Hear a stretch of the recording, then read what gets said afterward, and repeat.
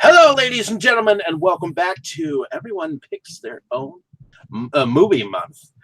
And today we have another exciting movie for you. I'm going to leave it over to our host for the night. Brandon, why don't you tell us all about it? Oh, hello all. It has been a while since I last hosted. And this particular selection is the Castle of Cagliostro, aka Rupan Sansei Koyosutoro no Shiro. Made in 1979, the year I was born. That's not the reason why I picked it. A film by director Hayao Miyazaki and a character created by Monkey Punch. Of course, I selected this film originally because Monkey Punch ended up passing in April of this year, and it is a loss that's definitely felt. And also, this was supposed to be the film that Miyazaki had considered to be Lupin's final adventure. So I figured this would be apt as my selection. So we are here with our group today. Say hello, everybody. Hello, everybody. And we have Dustin, Dave, Jake, and Hi. That's it. All right. Well, and we're going to go ahead and launch into the intro, which is the synopsis. Lupin III is the world's greatest thief, and he just pulled off the heist of the century. Unfortunately for him, the money they got was fake, and they want some retribution. They have gone about tracking this funny money to the kingdom of Cagliostro, where they run into a mysterious woman on the run. All right, well, actually, Dustin, since you're the first in my lineup, was this your first time watching this film? I watched it the other day, but I'd always heard of it a lot. I'd heard of it all the time, but I had never actually seen it. I'm familiar with Lupin from the old days on the Cartoon Network, and well, I'm trying to figure out like a succinct way to put it. Lupin's one of the few animes that I actually like. So, Well, it's just kind of a nice thing to visit. It was somewhat toned down, at least in terms of like Lupin's personality from the series, or at least like how I'm used to Lupin being. But it was still good. Yeah, he is known as the Japanese equivalent of Bugs Bunny. At least over there. Sort of the dashing rogue that's crazy and likes to mess with people. Speaking of crazy, Jake. Oh, thanks. Yeah, what's up, Doc? All right. Well, this is definitely not my first viewing. I have seen this one. I saw it a while back. I think you showed it to me a while back as an introduction to Lupin, because I know it was my introduction to Lupin. And I liked it and tried to show it to some of the people in my family, and it kind of crashed and burned. But that was at least 2 viewings. I think I might have seen it since then, but I don't recall.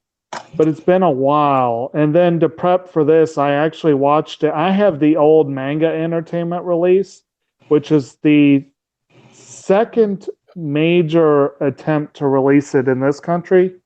And I rewatched in both the Japanese and the English dub. And this is a fun show. I've seen a fair bit of Lupin since then, but nowhere close to all of it.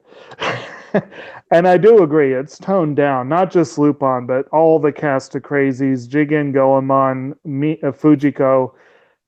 Even Zenigata is toned down slightly, but only slightly.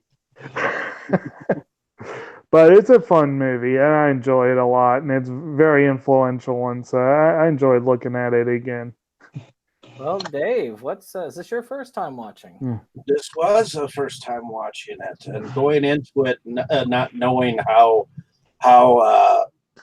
influential Lupin is in the Cartoon Network stage of things, which I did live through.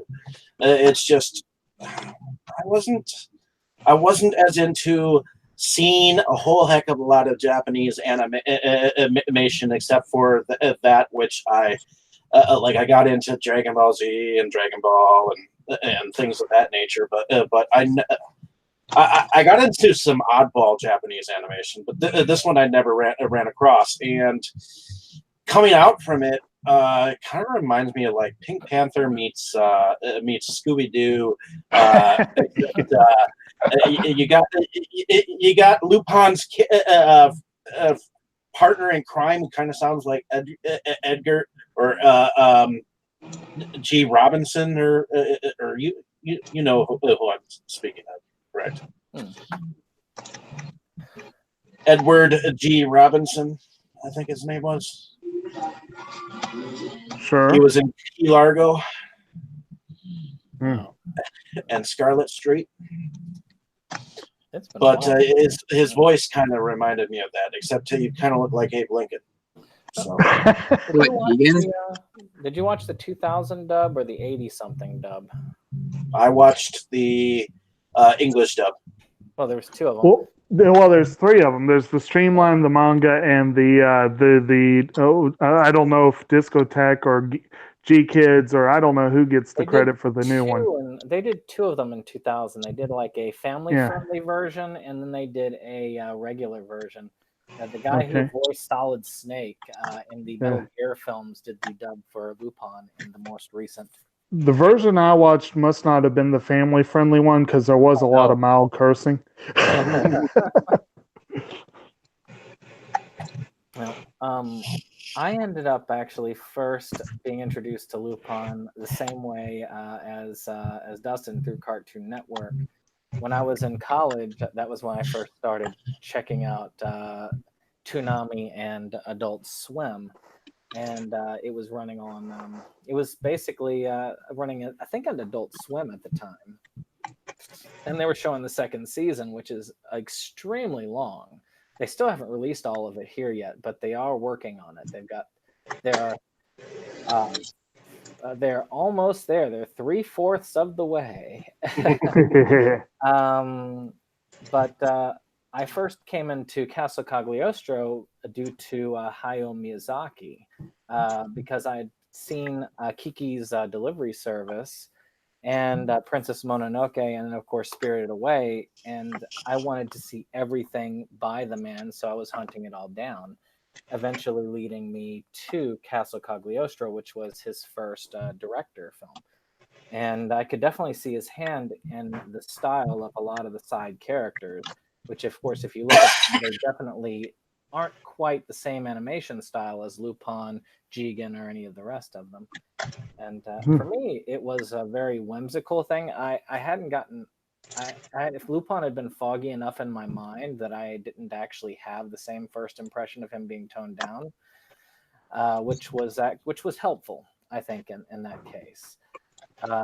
But I've seen quite a bit of Lupin since then, and I've seen Castle Cagliostro probably about 3 to 4 times, at least, because I've seen 3 dub tracks and the one sub track. So. So I guess let's take it to the plot. The plot's pretty simple. I mean, we did discuss it in the synopsis, but I'm going to try and go as was on the initial discussion thing, and just talk about overall, what did you all think of the plot as a whole? Felt pretty standard Lupin-y, for lack of a better term. It was kind of... Lupin has always been kind of James Bondy in terms of like what its content of what the stories are like, and it just made me think of that. Like there's a villain with a ridiculous, confusing scheme. Well, one thing that was jumping to mind to me, I think Brandon put it in my head. There's long been a rumor that this film was very influential on Steven Spielberg, and Spielberg has apparently neither confirmed or denied it. But I did see a little bit of Indiana Jones in there as well. definitely a little bit of Bond. I like Dave's idea of Pink Panther. There's a little bit of that in there too. So definitely there's a mixture of ideas there, but it basically starts off on the tail end of a heist. Well, They yeah. find out that everything is counterfeit. So they go to a small nation that has long been rumored to create the greatest counterfeit bills on earth. Oh, Like okay. and- Before we, yeah. go on, I forgot What's one going on? thing. It's What's like they started up out in Duckburg with that great heist. Spoilers. Oh, yeah, Spoiler spoilers. warning. Before we got too far into it, I should have said spoiler warning. We may be discussing aspects of the film that could Yes. spoil it for We're you. gonna talk about the plot. We don't need to have it be all wordy. I think I just spoiled about the first 5 to 10 minutes. That's the reason why I stopped you before you went too far. Apparently, here's some more. Here's some So we more. know the opening of the movie. It's ruined. Well, here's some more of the plot. So Okay. apparently, not only has this heist gone on and him tracking it down to this castle, Cagliostro, but he has sort of a history with this castle too, because he's tried to steal from it before. Right. So- Well, he went in before to find out the secret of or try to steal probably the plates that they were And using. he almost died and was pretty Yeah. much saved by the 9-year-old princess or whatever, which he didn't know it was the princess at the time, but ultimately ends up being this runaway bride that they end up running into on the way to Cagliostro. So Right. take it from there. An older and wiser Lupin, most definitely. Right. And he does say, he straight up says, they show a little bit of flashback to that. He says he was like a young punk, didn't know any better, and all that. You get like a little taste of the wild and crazy Lupin that people know, but it's mostly in flashback. Yeah. But which actually, if you look at this as it could have been the final adventure, it makes sense that he's, quote, toned down. But on the other hand, it turned out that it was his final adventure.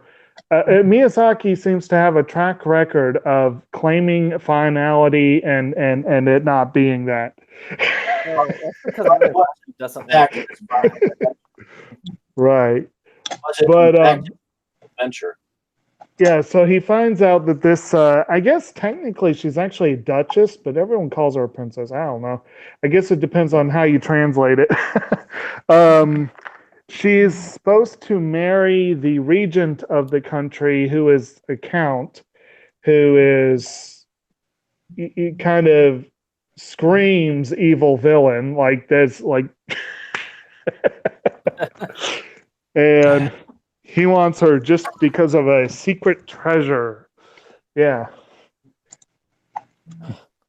I mean, it's really not an extraordinary amount of plot. Things happen to the basic event of.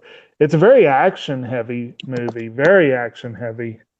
It's kind of fun. Really 2 plot points: the counterfeiting and the secrets behind the treasure, and that's really the whole of it. Because the count and his bride to be, that's all about the treasure deal.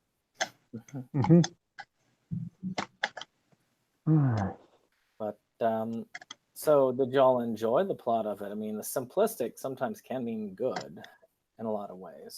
Well, it was simplistic, and yet it had that, it had that mystery to it too, because evidently, several people were after this treasure, and evidently it was some kind of a treasure that evidently people have been trying to find for years, and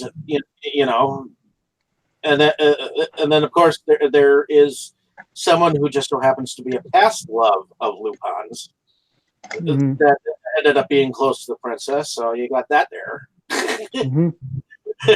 So there's several subplots besides the fact that the local Interpol is after.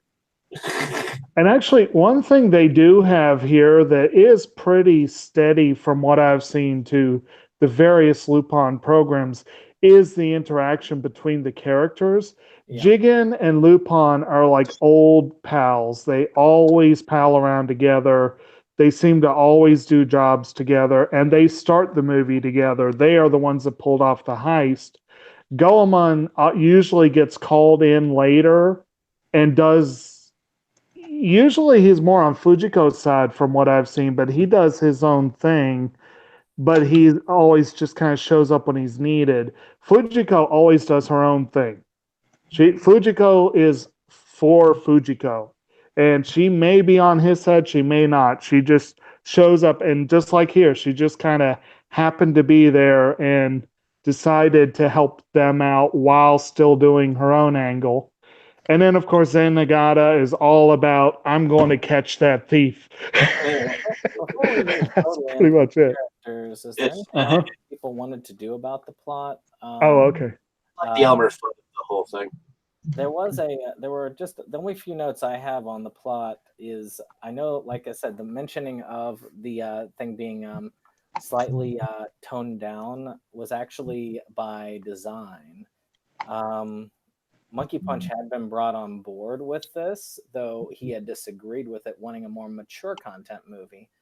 And this is actually a second run of this. This was not the original script. It actually got sidetracked at the last minute and then had to be revised. The original's never been released.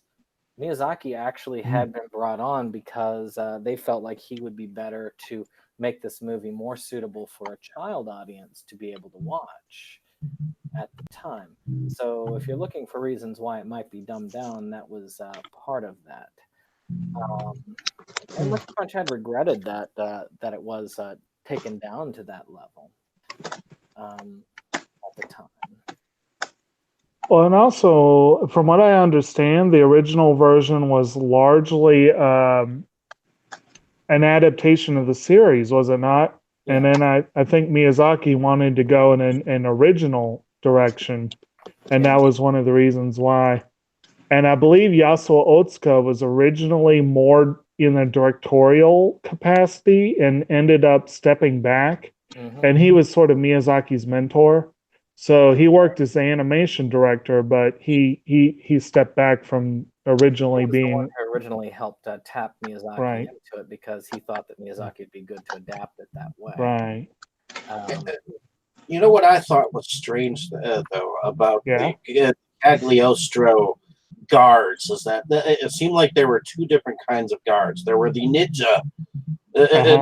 ninja guys with swords, and then there was the all-out, full regalia uniformed guards. Right. Police versus this is which was kind of different, Weird place. They were in like the Mediterranean or something, right? Yeah. More or less, yeah. Because Lupin goes all over the world, but sometimes it's not hard for me to tell where he's supposed to be. stand in European country. Well, this is Pretty a much. fictional. That's what they did in the series. This is a fictional country, but from what I understand, Miyazaki modeled much of it on Italy and like the certain areas of Italy. So it definitely Mediterranean region. No wonder they said some Italian as they were going in that what looks like that little BMW. Right. That they were coming into another country. I think they were speaking Italian. I was like, wait a minute, isn't this a Japanese animation? Actually, that car style is almost as much of a character in Lupin as the other characters themselves, because that's the type of car that they use in pretty much there. Yeah, well, I kind of like that little jet engine that they or propellation that they kind of showed that car had as they were chasing the bride.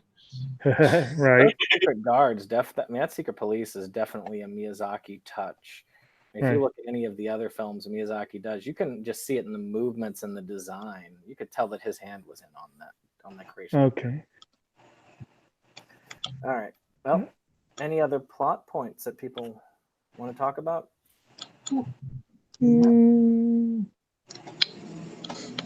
I did. I mean, I did so. like how intricate that design on the. Or I'm not sure if this has something to do with the plot, but the design on the rings and the emblem of what is it? The ram? Is it a ram or a goat? Yeah, ram or a goat. Yeah.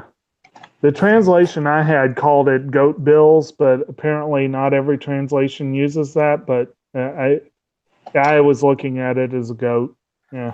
It makes sense, really, if you look at the design and all that. Right. So it seems like it would lead directly back to them a little bit too easily. I also Right. thought the detail of the castle on the inside was actually pretty spectacular.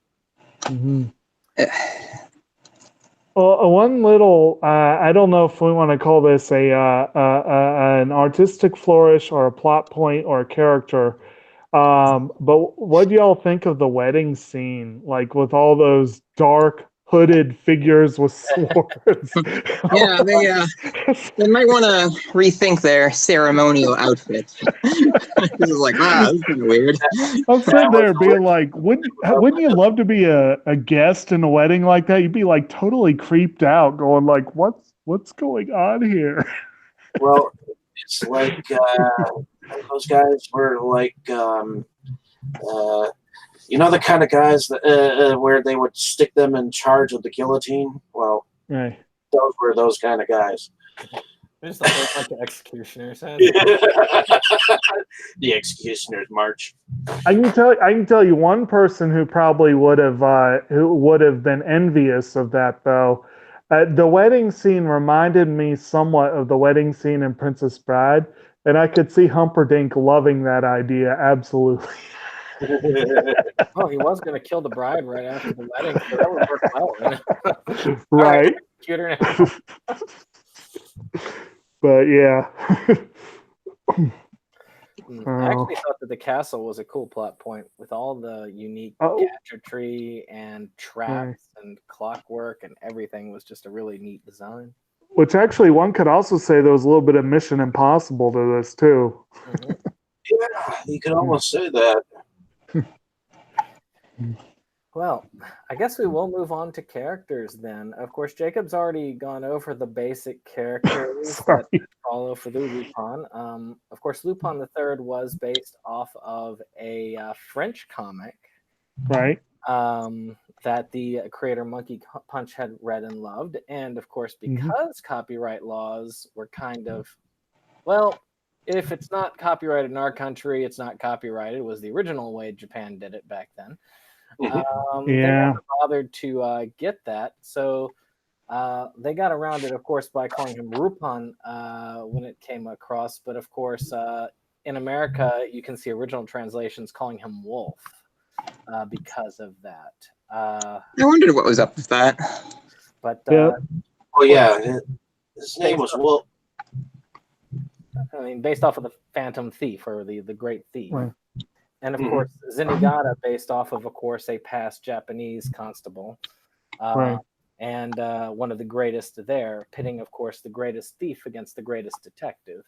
And isn't Goemon Ishikawa, I can't remember what numeral is after his name. It's like 14 or something, isn't it?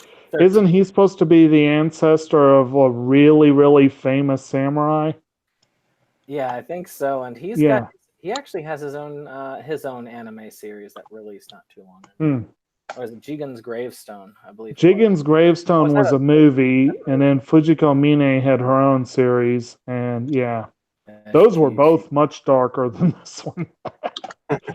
But what did y'all think about characters? Did y'all have favorite characters or ones that you thought were particularly cool or interesting?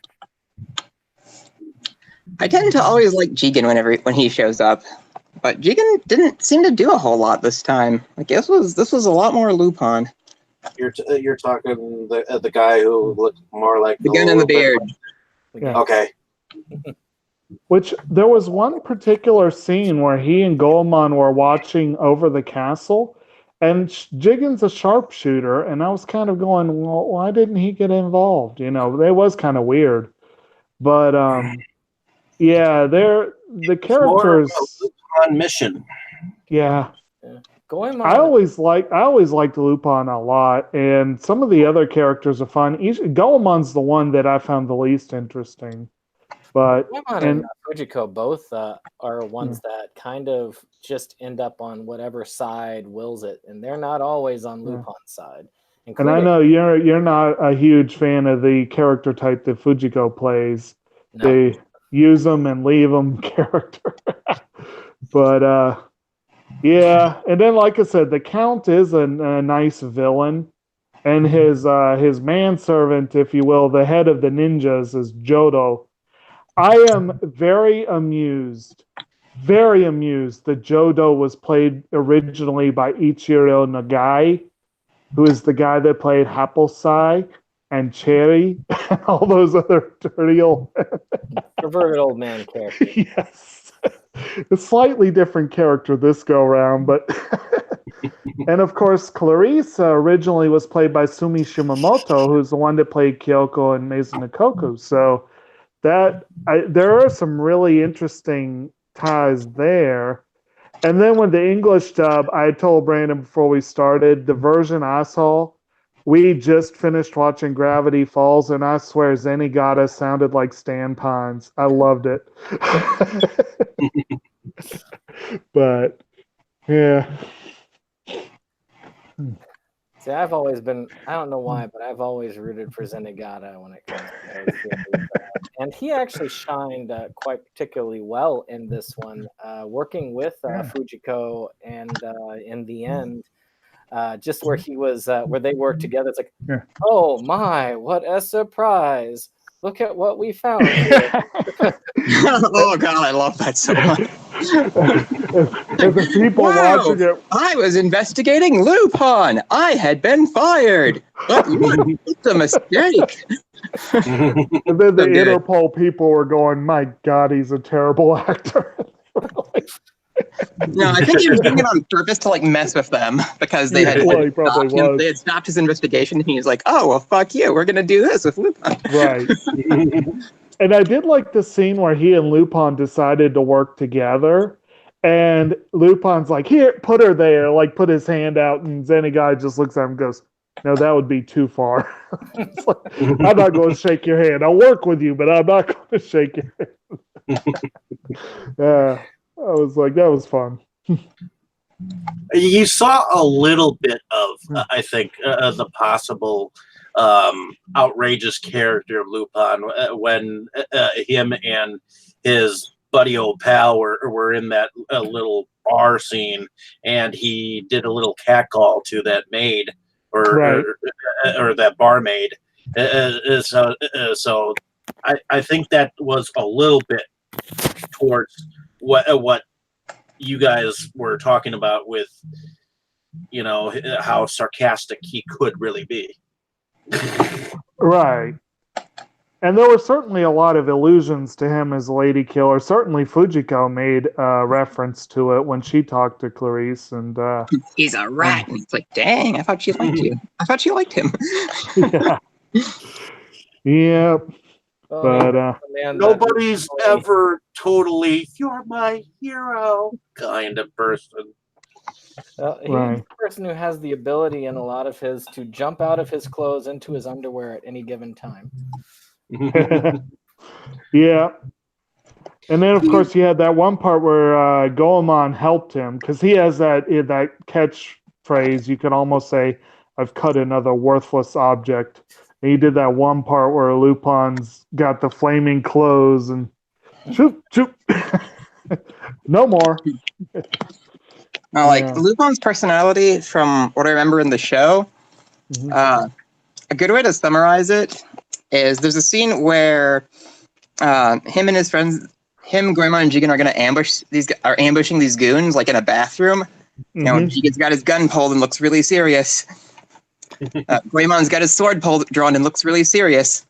Lupin has like a bucket that he took from the room, and he's just like laughing hysterically. That's the kind of character Lupin is. Right. Or as far as his darker elements or more less child-friendly elements, we were talking before we started here about, we think it was The Mystery of Mamo, the original anime. This was the second animated feature with Lupin, and Mamo was the first one. I think it was Mama, where this guy hooked him up to a device where he could see the contents of his brain. He was trying to find out like what Lupin knew about something, if I remember correctly. And all it is images of women again, Yeah. over and over and over again. And it was like, huh. And I was like, that would have been, that was an interesting way to get to the quick of it, I guess. And yeah, the first series was the very first Lupin appearance and media, which was in 1971. And the live action was actually in 74. So the live action movie actually predates the funnily enough, either of the first or second feature films. Yeah, I want to say Mama was 78, wasn't it? Yes. 77? Yeah, 78. Yeah. So, and now it's almost a yearly thing. Pretty much. So many of them now. Was it just me, or looking at the animation and art style involved? When you're looking at Lupin and the main cast, which is why I wanted to make sure that they were defined,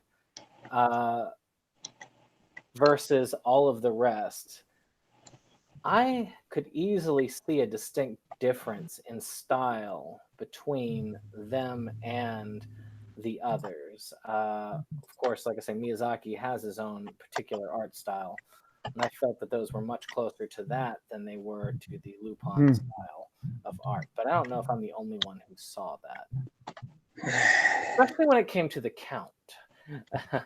I definitely think the Count and also the old man with the huge bushy mustache. For some reason, Miyazaki loves those bushy mustaches.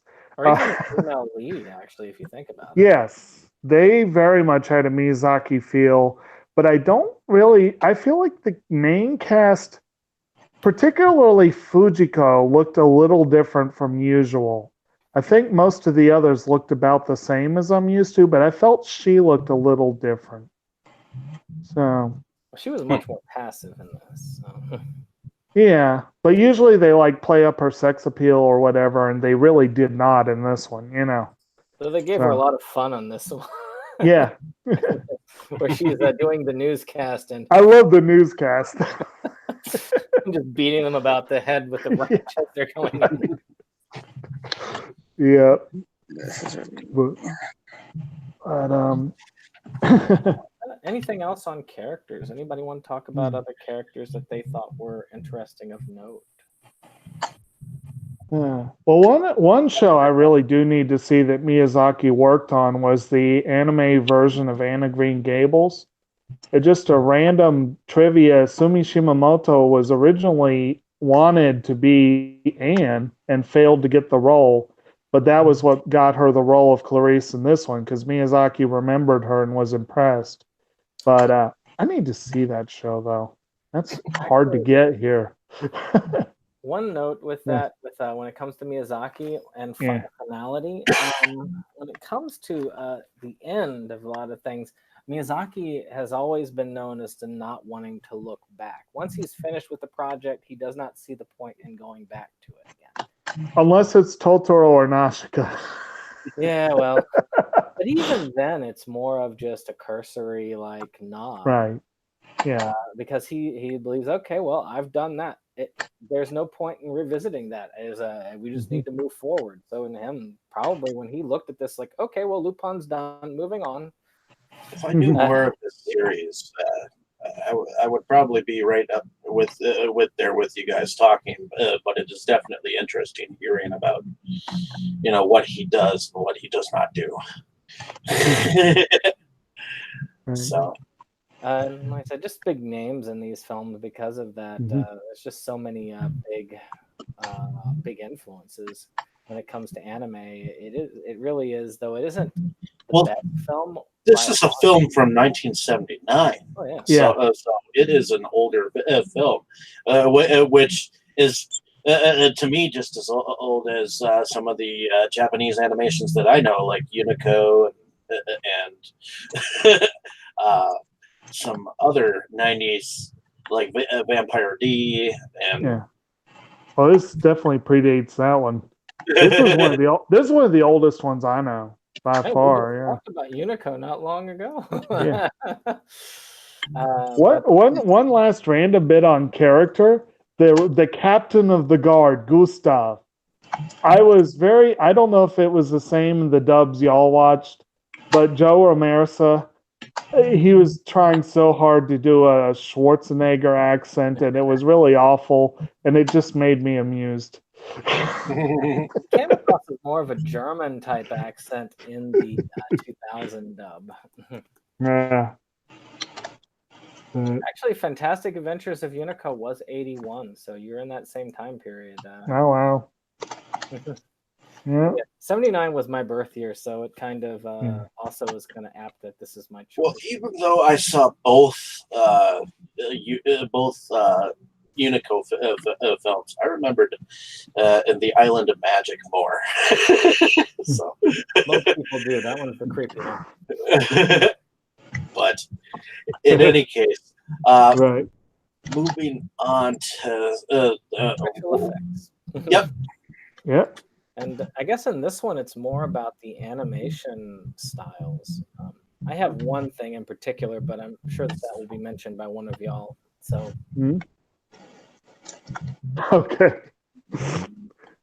Well, we've talked a little bit already about the animation style. It does have sort of a hybrid feel between old school Miyazaki and a little bit of the newer. Like you can see a little bit of that older, what he did on like Lupin and Anne of Green Gables and that stuff, and what he did in Nausicaa.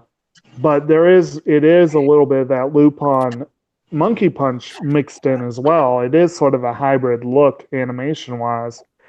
And then, of course, in terms of the quality of animation, it's probably, I guess, on par with early 80s mid to high budget anime. Yeah, it looks very good. Yeah. Part of it that does show the Miyazaki touch is he's always been well known for spending a lot of time on backgrounds. And there is some gorgeous background art in this one. Oh yes, Yeah. I totally agree. I mean, especially with the bridges that seem to extend and not extend or retract and expand to different areas. Right. There's so many complex things to animate in this with all the clockwork and moving gears and everything like that.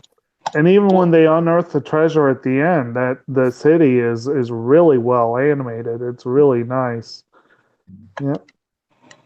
Actually, would you believe that the key animator had never animated a vehicle before? Oh. What the fuck? Oh, something else. Sorry. Oh, that's a good response to that. But I mean, well with done. that chase scene that they did, yeah, the cars near the beginning, it's hard to believe that the person never actually done that before.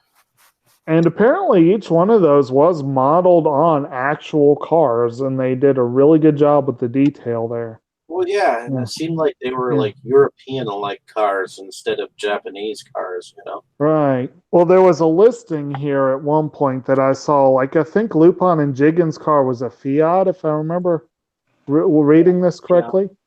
Yeah, it's a 69 Fiat. Clarice's is a French Citroën. Okay. And the men chasing Clarice are 1940 British Humber Super Snipe. Zenigata's was a Japanese Nissan. Okay. So there's sort of a blend of vehicles there, but yeah. Lupin always drives a yellow car, no matter what it is. It's always yellow.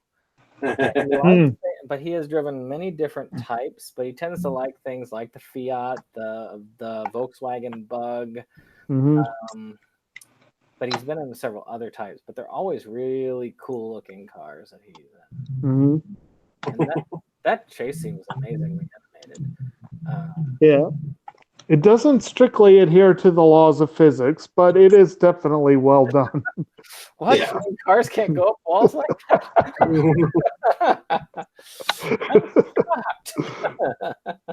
Yeah.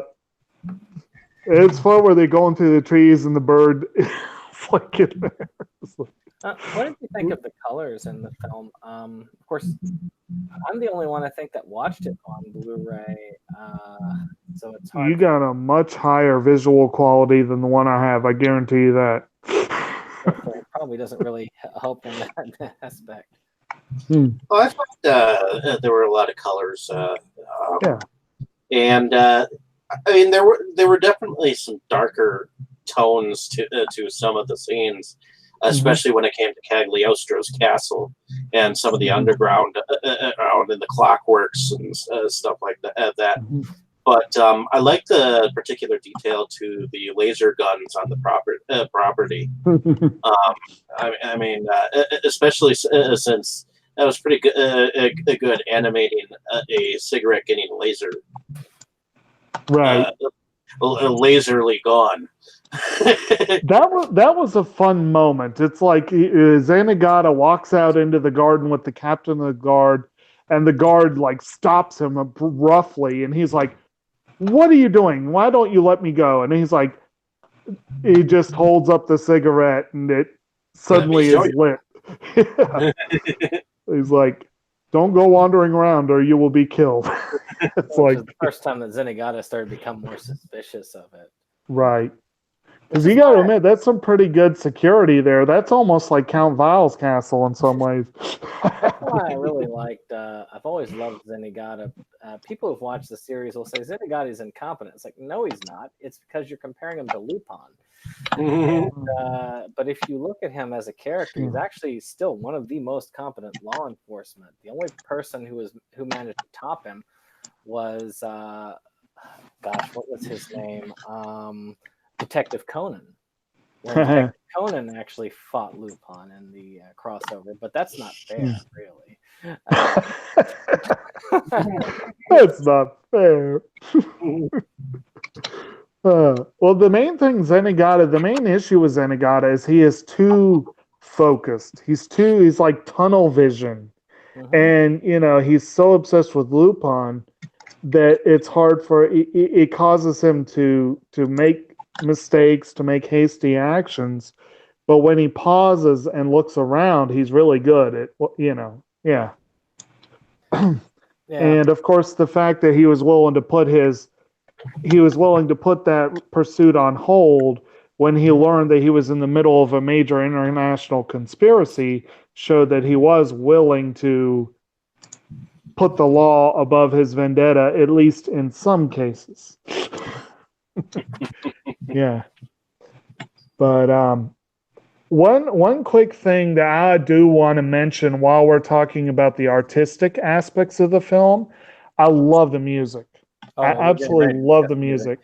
And there's that theme song, Hono no Takaramono, which translates Treasure of the Flames, plays over the opening and the end credits. I love that song. It's a gorgeous song. And the music overall is nice. Let's go into the music then. Yeah. From there. And that was Bobby, I believe, was the one who did the theme. So. And Yuji Ono did the main scoring for the film, which I think this was the only feature film that Miyazaki has done where Joe Hisaishi did not do the scoring. So it's a slightly different sound, but very whimsical. Yeah, it is. Yeah. But it hits whimsy, but it does hit more dramatic beats when it needs to. It does hit the beats it needs to, I think. Yeah. Okay. But any other thoughts? I thought the music went with it. I mean, I'm not particularly one to point out, the music on my first time seeing it. I'll probably, when I rewatch it, because I will definitely rewatch this because I loved the inside of the castle and some of the tapestries of some of the rooms. But I know that the music fit with the animation. So the Count shinobi of the spirit world outfit. Mhm. Yeah. The few people who know what the hell I'm talking about are going to really enjoy that. What'd you say?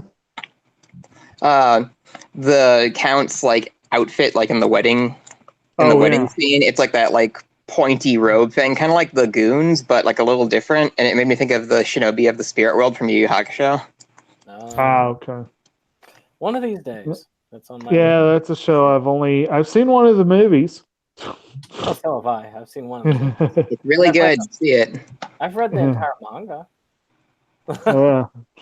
All right. But yeah, it did have sort of it was definitely a strange, again, this comes back to what kind of wedding. It was very strange garb. The only wedding more screwed up was the wedding from Jack and the Beanstalk. Also Well, 1979. what if I don't know if that was the only one. masks were white? Well, that's a can of worms.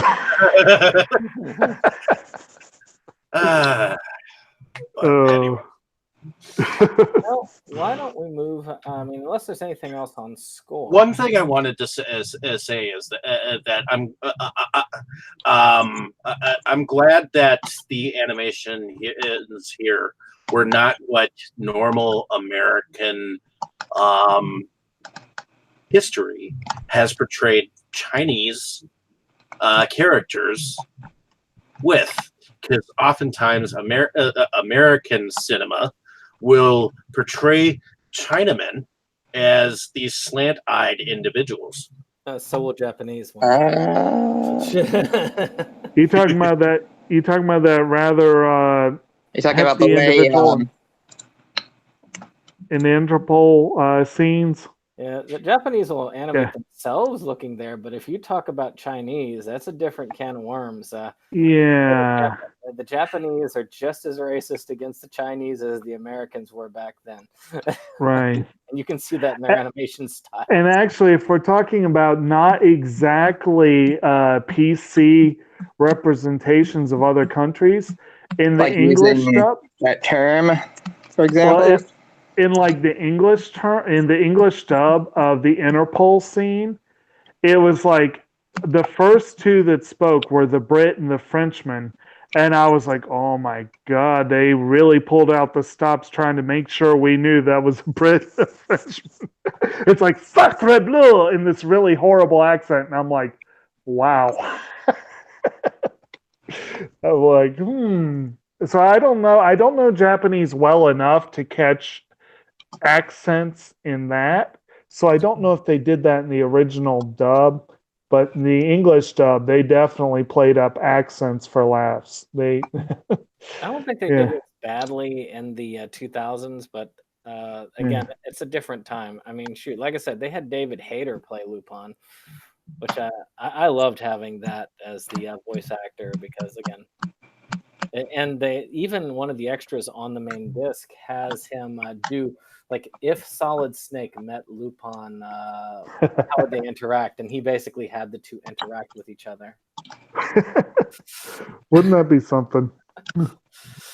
So would that be green versus? Well, I don't know. What would be the representative color there? Well, he basically made an interaction saying, you know, why are you wearing a bright green outfit with a tie? Use some camouflage, idiot. Right. And Lupin's like, I don't care what I wear. I'm just going to get by what I want. And that actually fits into the artistic thing because Lupin's green jacket was a direct nod to his first anime, if I remember correctly. Mm-hmm. And his jacket does change color through the years. It's usually red or green, but he's always very flamboyantly dressed. One could say that the movie Red versus Green was really the finale. But of course, that one also kind of points out a weird paradox in Lupin, much similar to Woody Allen's version of Casino Royale. Okay. Actually, interesting. That Brittany showed us both that. What, Casino Royale? No, not Casino Royale, but Red versus Green. I don't. Did I see Red versus Green? You did. You might not. Okay. Yeah, it was a I movie own it, I think. kind of explained the whole concept of Lupin not really aging throughout the years. Ah, If you think about it, okay. man, it's been there since the early '70s, and it was like the 2000s. It's pretty impressive. Well, there you go. That's like Bond, though. Bond doesn't age. He just changes actors. He is like Doctor Who.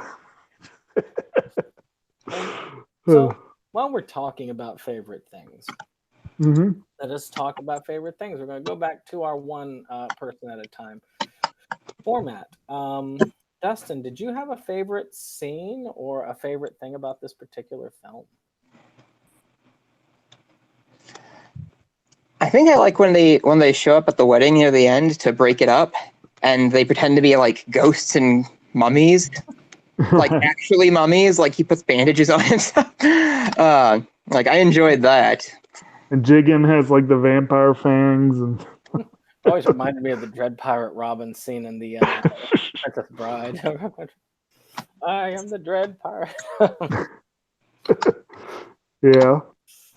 Good times. How about you, Dave? Was there a particularly great scene or a particular thing in the film that you thought was really good? Well, I kind of like the scene in the end where the police guy that's after Lupin is right after Lupin ends up running away in that car of his, and she's like, "No, you don't have to go and arrest him. He was just trying to save." And he was like, "Yeah, but he came here to steal something, right? He stole your heart." Yeah. So I must go after him anyways. That's a flimsy excuse if ever there was one, but. Well, it's not like Lupin hasn't had another list of priors that he could go True. So, Jake, what's your favorite? There were a lot of moments in the film that I really enjoyed. There really are a lot of good. We've mentioned a couple of them. That scene with the laser and the cigarette was pretty good, and there were a couple. The scene where he's flirting with the waitress. I did enjoy. There were a lot of them. Probably the newscast with Fujiko and Zenigata was probably my favorite part. The horrible acting and her fake surprise and all that stuff. I think that was probably my favorite. My favorite is the chase scene in the cars. Oh yeah. It was just, to me, it was probably one of the most expert animated scenes in the whole movie. So it was just really cool to watch, and doing it for like the fourth or fifth time that I've watched this film, I just really got to appreciate that scene. Yeah, it was good. So, additional items of note. I only had a few notes on mine that I thought were interesting, and then I'm going to open it up to the rest of y'all. Okay. Of course, initially it was a box office flop in Japan. Kind of funny in that sense. It was also the very first anime film to be screened at Cannes. And of course, you already talked about the Steven Spielberg thing. Spielberg has only talked about inspiration from it for 1010, but people suspect it might have inspired Raiders of the Lost Ark. And anybody else have anything additional that they want to talk to about this film? Well, one thing, this apparently Miyazaki was a big fan of Paul Grimal, and the film is heavily inspired by Grimal's The Curious Adventures of Mr. Wonderbird, film about an evil ruler who lives in a luxurious but dangerous castle and seeks to marry a beautiful girl. So definitely, that sounds very similar. And I'm very intrigued. We briefly mentioned that Maurice Leblanc, the French writer, was the actual original inspiration with his Arsène Lupin stories. He actually had a story from 1924 called the Countess of Cagliostro. And Clarice was the name of Lupin's wife in that story. So I was like, I just thought that was kind of even more interesting how blatantly they borrowed from that. Since they didn't know the copyright at the time. Yeah. But and there were other stories by LeBlanc that were kind of touched on, but definitely actually there's one called The Justice of Arsène Lupin, mentions an immense cache of counterfeit money used to destabilize economies. So we kind of skipped over that with the plot. The counterfeit money was not used just to make money or whatever. They were actually using it to influence world events. And they claim in the film that Napoleon financed his army with it, that the Black Friday in 1927 was from that. So that's a dangerous idea there that they, it was interesting that they did that. But that's all that I wanted to throw in, I guess. Yeah. Dave, Dustin? If I knew more about different animations, I probably would have said more. But I figured I'd just let you guys kind of speak. Dustin, anything else? Well, usually anime isn't my thing, but I really like Lupin, so I was happy you guys had me watch this. Like, it had always been on my to-do list, but I just didn't have the time to. I just didn't have like the excuse to actually do it. So this was nice. Maybe we'll have to revisit some of the other more mature Lupin films in the future. That might be more interesting. And I've said before, that's one of the things I like about this group is I get an excuse to watch things I probably would never go near otherwise. So Same here. It's kind of fun. Yeah. Some of the things I'm not so good about, but I admit with this group in general, I have managed to open my mind to films and genres that I would never have done so before. And with that, why don't we go on ahead then with our outros? Dustin, why don't you lead us off? Well, I'm Dustin. I am a horror collector living here in Milwaukee. I have my own YouTube channel at The Crypt of Horrors, and you can also find me on Twitter at The Crypt of Horrors. On Instagram, my horror collection is at DHR Hunter, which I don't really update, but summer's coming, so soon. And you can hear me every week here on Inside Movies Galore.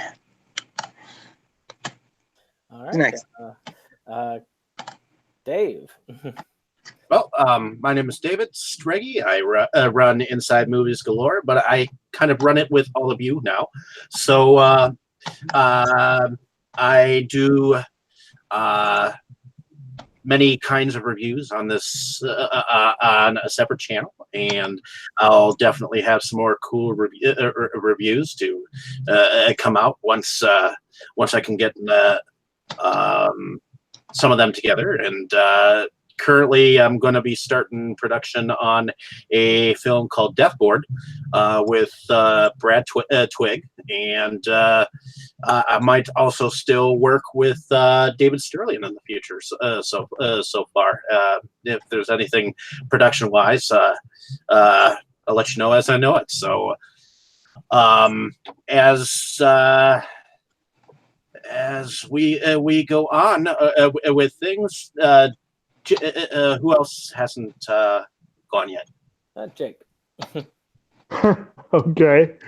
Well, I'm Jake, and I frequently guest with Brandon on Septum Sin versus the World, which I'm sure he can give you a far more in-depth intro to that channel. But we did just finish filming a couple of really fun videos this week where we talk about our anime influences, and it's going to be a part 1 of 2. This will be the early influences videos. And of course, we cover pickups and releases and so forth. And I have my own channel, Kotobuki Jake, which is dedicated more to nature and the natural world. I update sporadically, and in fact, I'm getting ready to probably post a couple more short videos here in the next day or so. And I am, of course, a movie collector, fan, viewer, etc. Yeah. There we go. Of course, I am, of course, known as Septum Sen from Septum Sen versus the World. It is a YouTube channel dedicated to the love and enjoyment of physical media. We do pickup videos and, of course, also weekly videos where we let you know what's coming out on Blu-ray and DVD and other things.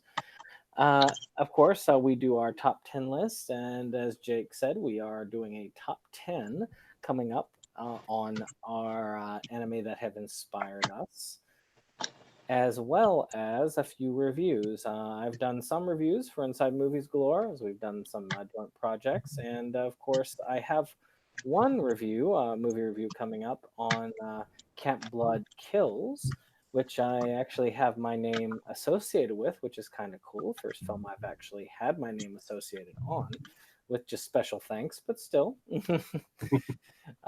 It's still kind of cool to have not only my name on the disc, but also on the opening credits as well, which is kind of nice. So, in any case, I will hand this back over to Dave to finish us off. Alrighty. And next week, we will be having going back into the Dario Argento world with Phenomena, which hopefully everyone can stay tuned for. And definitely keep a lookout for what we have in store for you. If everyone does not know the schedule, it is posted on our regular page. So that we do not have to keep reminding people. So, in any case, definitely keep a lookout for other things. We have definitely some more cool reviews and discussions coming here, and hopefully like and subscribe to our channel. And yeah, anyone else have anything else to say? I think I'm good. All right. Alrighty. Good night, all. Everyone say good night. Good night. night.